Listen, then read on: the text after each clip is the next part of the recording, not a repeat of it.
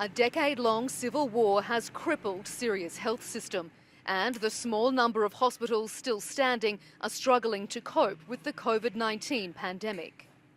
When you ask them for social distances, they don't really pay attention to that or to wear a mask, and they do really believe they have to survive first and then to talk about such things. Doctors warn it's almost impossible to know the true extent of the outbreak because Syria has one of the lowest COVID-19 testing rates in the world.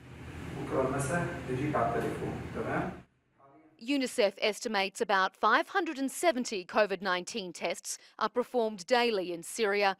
That's vastly lower than testing rates in India, for example, where about 1.7 million people are tested each day, or the UK, where more than 450,000 are tested.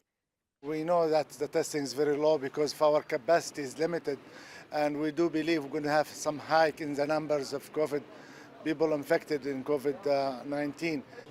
In anticipation, dedicated COVID isolation centres opened in northern Syria this week with the help of the Turkish government and international medical charities.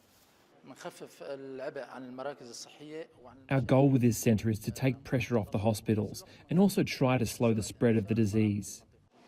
December saw a peak in infection rates with almost 3,000 new cases, the highest monthly total since the outbreak began a year ago.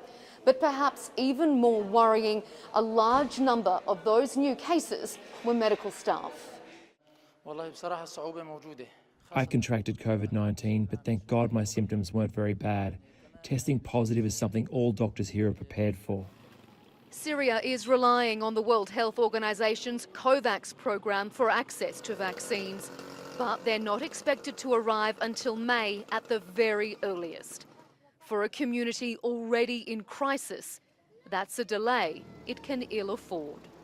Melinda Nucifora, TRT World, Syria.